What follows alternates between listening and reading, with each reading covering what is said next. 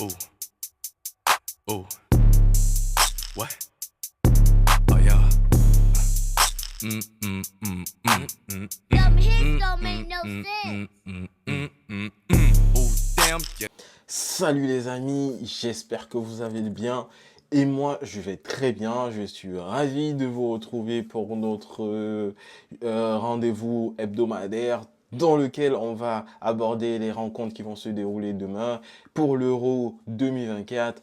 Et au programme, on a deux matchs avec beaucoup d'enjeux. Le premier match, c'est Albanie-Espagne et le deuxième, c'est Croatie-Italie. Pour contextualiser la situation dans ce groupe-là, on a l'Albanie qui a 1 point, la Croatie qui a 1 point, l'Espagne qui a 6 points et qui est qualifiée pour les huitièmes de finale et l'Italie qui se tient avec 3 points. Quel est le problème? Le problème est celui-là. En cas de victoire, par exemple, de l'Albanie face à l'Espagne, il se retrouverait avec 4 points et potentiellement qualifiable. Sauf si, de son côté, l'Italie venait à gagner son match face à la Croatie et ainsi se qualifierait avec 6 points pour la phase des huitièmes de finale. Dans tous les cas, dans ces deux matchs-là, les trois équipes qui sont les suivantes, Albanie, Croatie et Italie, ont tout intérêt pour se permettre ou sinon pour se donner une chance de qualification pour les huitièmes de finale, de gagner leur rencontre. La seule équipe qui a entre ses mains sa qualification, c'est l'Italie.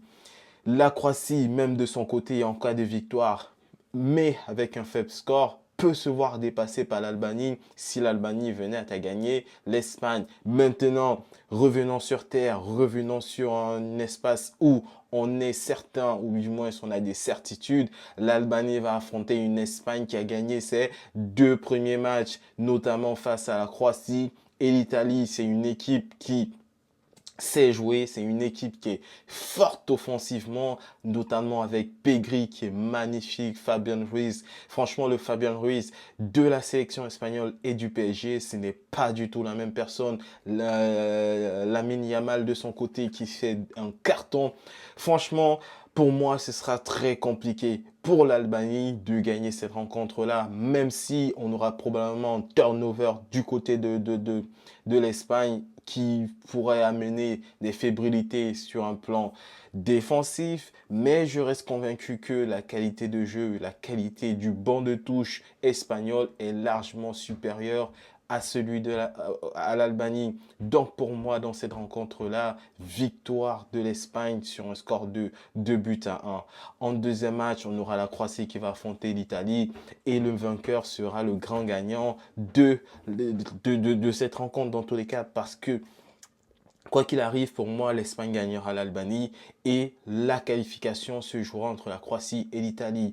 Et pour moi, sachant que l'Italie est une équipe qui est typée pour l'Euro, qui marche très bien en Euro, je vois très clairement les Italiens gagner la Croatie sur un score également de 2 buts à 1.